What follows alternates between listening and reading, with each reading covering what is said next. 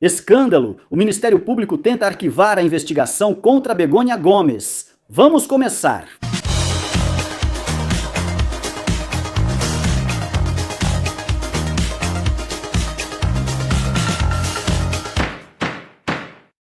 Muito boa noite a todos e bem-vindos a uma nova edição de Medidas Cautelares. Hoje vamos falar de um novo escândalo e já são muitos protagonizados pelo Ministério Público. Desta vez, o que eles querem? Encerrar a investigação sobre a esposa do presidente do governo, Begônia Gomes. Vocês já sabem que a investigação está em uma fase muito avançada, praticamente finalizada, porque o juiz Peinado já solicitou o processamento da esposa do presidente do governo, Pedro Sanches, por até 4 crimes. E agora, atenção, o Ministério Público, que vejam só o que vou dizer para vocês, acho que o Ministério Público, com a Procuradora-Geral do Estado, Tereza Peramato, vai ser ainda pior do que com Álvaro Garcia Ortiz. Prestem atenção no que estou dizendo, pois pediu o arquivamento imediato do caso para salvar Begônia Gomes. Vamos compartilhar na tela, como sempre fazemos, a informação. E antes, lembrem-se de se inscrever no canal Medidas Cautelares, que já estamos quase lá. E muitos de vocês me dizem: ei, faz tempo que seus vídeos não aparecem para a gente no YouTube quando entramos. Lembrem-se de ativar o sininho para receber notificações sempre que um novo vídeo do Medidas Cautelares for publicado. E já compartilhamos na tela o documento que o escritório de imprensa da Promotoria da Comunidade de Madrid nos forneceu, justamente em referência a esse pedido de arquivamento da investigação de Begônia Gomes. Vamos passar a lê-lo. A Promotoria Provincial de Madrid, em 21 de abril de 2026, apresentou um recurso de apelação perante a Audiência Provincial de Madrid, no procedimento 11.462.024, que é o de Begônia Gomes, contra o despacho de 11 de abril de 2026, proferido pelo juiz instrutor, no qual, por um lado, são negados os pedidos de arquivamento realizados e diligências solicitadas, e, por outro lado, é lembrada a continuidade do processo pelos trâmites do procedimento perante o Tribunal do Júri, de acordo com o artigo 26 da Lei Orgânica 5/1995, de 22 de maio do Tribunal do Júri. Em relação às investigadas, Maria Begônia Gomes Fernandes, ou seja, Begônia Gomes, e Maria Cristina Álvares Rodrigues, ou seja, a assessora de Begônia Gomes, na Moncloa, pelos crimes de tráfico de influência e corrupção nos negócios. A dapor e contra o empresário Juan Carlos Barrabés pelos crimes de tráfico. De procedimento, acordando, dice, o Tribunal Artigo Orgânico dos investigados Begônia Gomes Fernandes, ou seja, Begônia Gomes Fernandes, ou seja, assessora de Begônia Gomes Moncloa, ou seja, o que está dizendo o Ministério Público, que no outro dia, o juiz Peinado, em sua decisão do dia 11 de abril passado, já decidiu pelo processamento de Begônia Gomes, de sua assessora Cristina Álvares e do empresário Juan Carlos Barrabés, por esses crimes que acabamos de mencionar. E que, além disso, negou outro pedido de diligências que havia sido feito pelo Ministério Público. Acho que também da defesa de Begônia Gomes, para evitar o encerramento da investigação e permitir novas diligências.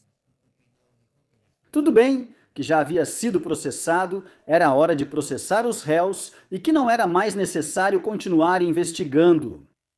O promotor solicita à Corte, e abro aspas, o provimento do presente recurso de apelação, proferindo decisão pela qual se delibere em relação a todos os crimes e a todos os investigados afetados, o arquivamento definitivo dos autos, conforme o artigo 637.2 da Lei de Processo Penal. O Ministério Público afirma que não são fatos constitutivos de infração penal. E, subsidiariamente, o arquivamento provisório, conforme o artigo 641.1 da Lei de Processo Penal. Por não estar devidamente justificada a prática do crime que deu origem à instauração do processo. Ou seja, o que o Ministério Público está pedindo é o arquivamento livre, que significa o arquivamento definitivo. E se a Audiência Provincial de Madrid não aceitar, assim, então o arquivamento provisório, que é o arquivamento que normalmente se utiliza, o arquivamento provisório do processo, por não estar, diz ele, devidamente justificada a prática do crime que deu origem a esse procedimento. Em outro documento dirigido, diz o Ministério Público de Madrid, no dia de hoje, ao juiz instrutor, ou seja, ao titular do Juizado de Instrução número 41 de Madrid, Juan Carlos Peinado, para a Audiência Provincial, competência competente por se tratar de um procedimento de júri, o Ministério Público também requer que seja considerado cumprido o trâmite e requer novamente o arquivamento definitivo dos autos e, de acordo com o artigo 229.2, diz: no caso de que a audiência entenda cabível a abertura do julgamento, seja dado vista ao promotor novamente, a fim de apresentar peça de conclusões provisórias absolutórias. Ou seja, para que fique claro, o Ministério Público pede, em primeiro lugar, o arquivamento da investigação do caso Begônia Gomes. Em segundo lugar, o arquivamento da investigação do caso Begônia Gomes. Se ainda não foi arquivado, arquive-se pela terceira vez a investigação de Begônia Gomes. Se ao final não tiver ocorrido investigação, arquive-se pela quarta vez o caso Begônia Gomes. É o Ministério Público ou é a defesa de Begônia Gomes? Pois é a mesma coisa porque já sabemos a manipulação das instituições por parte do presidente do governo Pedro Sanches, desde que chegou ao poder em 2018, já faz 8 anos, e já sabemos que o Ministério Público está justamente para defender Begônia Gomes, a esposa de Pedro Sanches. E isso, que já se tornou algo que assimilamos, não deveria ser assim. Isso é um verdadeiro escândalo. E o Ministério Público deveria ser o garante da lei e não se dedicar a defender a esposa do presidente do governo. O que aconteceu é que começou essa investigação, que tentou uma e outra vez, durante 1 ano e meio, já fazem 2 anos, tentar arquivar essa investigação de qualquer jeito. Essas são as informações que eu tinha para contar para vocês sobre o Ministério Público, sobre Begônia Gomes, mas também é preciso revisar o que aconteceu hoje no Tribunal Supremo, onde eu estive passando o dia, como de costume. O que mais me chamou a atenção? Hoje, por exemplo, prestou depoimento Mariano Moreno, que era o gerente do Partido Socialista, agora já não está mais como gerente. Esse homem já depôs ao magistrado do Tribunal Supremo, Leopoldo Puente, durante a investigação e instrução. E no final, o que ficou evidente em seu depoimento é que havia uma verdadeira bagunça no controle de gastos no Partido Socialista, com os envelopes que eram dados para Coudo, para Ábalos, para a esposa de Coudo. Ou seja, uma verdadeira palhaçada e uma completa falta de respeito, onde não se controlavam os recibos. E o Coudo? Ele pedia 1.000 euros em recibos de supostos almoços e davam para ele, enfim. Bom, hoje Mariano Moreno, que além disso estava muito confiante e até fez algumas piadas, dava para ver que ele estava à vontade, ele estava se achando. E o que o ex-gerente do Partido Socialista disse, basicamente, é que em nenhum momento o PSOE pagou com as chamadas X-torras, ou seja, as notas de 500 euros, as despesas, nem do Coudo, nem do Ábalos.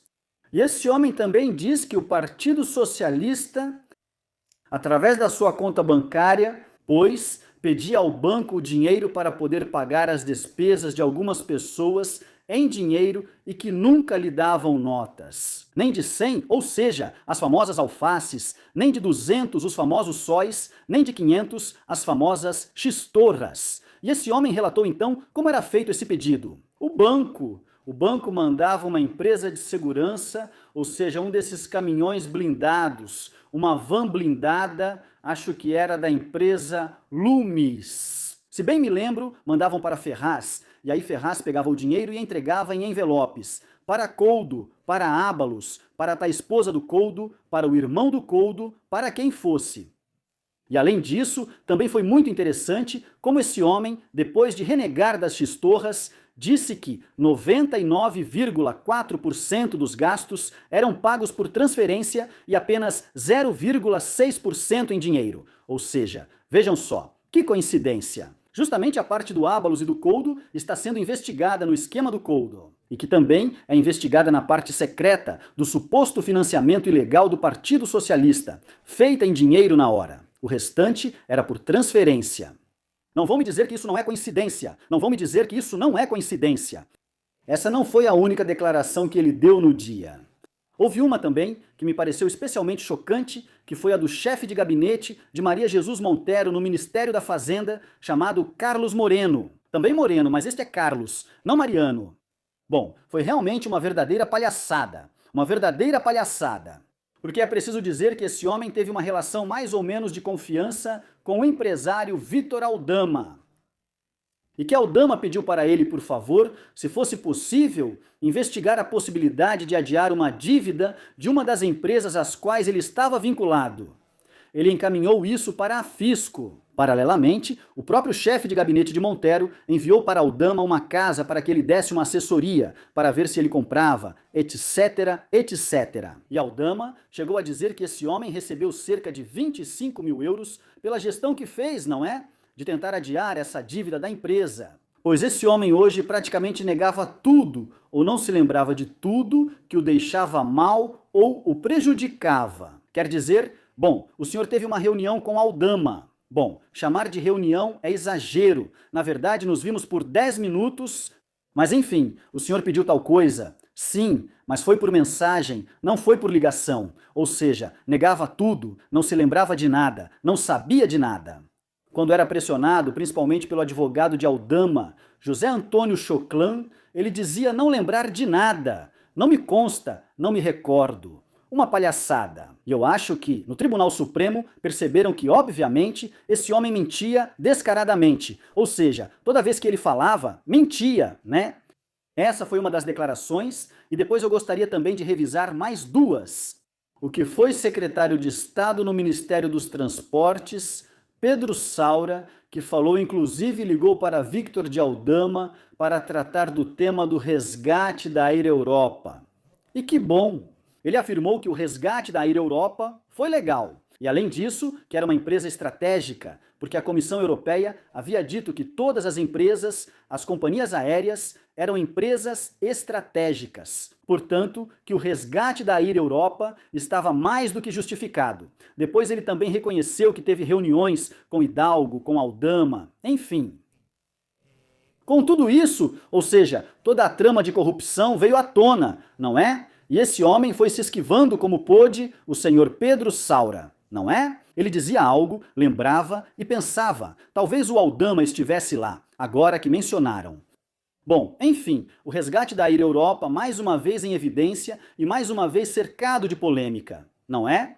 E para finalizar, não quero me esquecer da nossa grande amiga, a presidente do Tribunal de Contas, Henriqueta Chicano, porque perguntaram a ela sobre a fiscalização do Tribunal de Contas nos contratos de máscaras. Então a senhora Chicano, bem confiante, bem tranquila e tal, né? Ela disse que todos os contratos estavam ótimos e conforme a lei, então começaram a questioná-la sobre os relatórios do Tribunal de Contas. Então aí ela já reconheceu que realmente não tinha feito nenhum, que o Tribunal de Contas é colegiado, que são 13 pessoas, que a presidência que ela ocupa não intervém em nenhum relatório. Enfim, que a declaração dela serviu para pouco ou nada, né? Porque, obviamente, você dizer que está tudo ótimo e depois nem participou de nenhum tipo de relatório, nem nada, bem, talvez você não possa dizer isso com tanta certeza, né? Porque se você não participou e não fiscalizou nada, e depois, se colocar aí toda confiante dizendo que está tudo perfeito, enfim, acho que a declaração de Henriqueta Chicano não serviu para muita coisa.